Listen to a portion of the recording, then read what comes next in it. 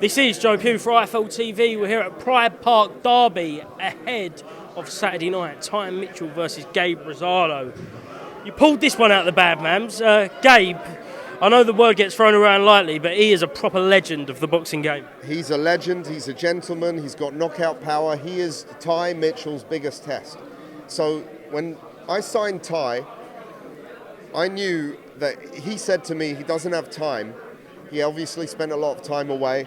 He doesn't have the time to go the traditional route and win 15, 16 fights, then start challenging himself and all that, like a lot of these guys do. So I've got 2-3 years in the game. Can you get me to world title challenges? And I said, if you keep winning, then I can. And this is the course we're running right now. He beat the number 14 guy in the world in Sean Hemphill last time. And now Gabe Rosado, who is the master of all gatekeepers at that weight. And I say that in a very complimentary way. He's a tough, tough challenge. So if Ty can overcome that, you'll see him fighting someone very fun next as well. Last year, Ty was calling out Ben Whittaker.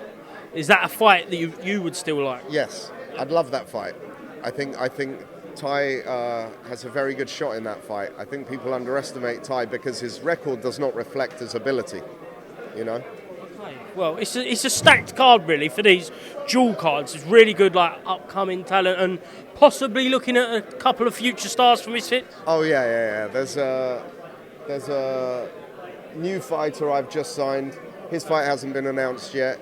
On Saturday, he's fighting? He's fighting on Saturday. He's a BKFC lightweight champ, so you guys can look him up. He's really excited about him. I mean, when I say this guy is electric in that ring, bit recklessly electric, but that's calls for fun fights. We've got Carla Jade. We've got that. Look at that tension there. Body shots in the face-off. I don't condone. Slaps. Pearl Gonzalez, class act, but then also very quick-witted as well. So, you know, that's going to be a fun one. They're all Jordan Banjo. Who'd have thought Jordan Banjo was going to have it like this against Tempo Arts? That's a tough fight. Talking of slaps, I want to go back a couple of weeks. What did you make of Dean the Great getting slapped about all over streams across the world? Dean the Great, I think Dean the Great in a boxing ring is that's where he belongs. You know, he's not going slap fighting anytime soon. But in the boxing ring, he's shown he's got a lot of skills. He's desperate to have that rematch as well. Against Vargas. Against Vargas, yeah. And we saw Emiliano the other night. Fantastic performance, true test for him as well. And I think, he wants to. His ambition is to go through the Vargas boys. But I have another fight for him that he doesn't even know about yet. Okay. And well, let's just say he got hit by someone close to the UFC. Yep. My story-making mind starts investigating who would be a good fit, and that's something I'm working on for Dean. It'll be a big fight. Has there ever been any talk of Rampage at Misfits? There has been in the past. Yeah, there has been. Look, I'm a huge Rampage fan, and he was in one of my music videos. That's what I've known him from. Yeah, go check out my music. Yeah, no, don't actually. Do yourself your music video. Yeah, do yourself a favor and don't check it out. But I've always really liked him. Very, very funny guy. But Rampage was at his very best in the Pride days. You know. Then he got to the UFC. He was still good, but he slowed down, and it was frustrating for him because he wanted to bang, and people kept hugging him on the floor and wrestling with him.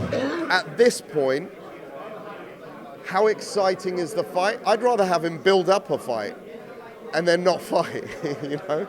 So, when are we going to see Darren Till next out? Very well. There's a lot of things going on in the world right now, but we were very close to an announcement, which might be slightly delayed, but, you know, I speak to Darren. I can't wait to get him back. Who are we going to see Darren Till fight? You're going to see him fight someone he might have some history with.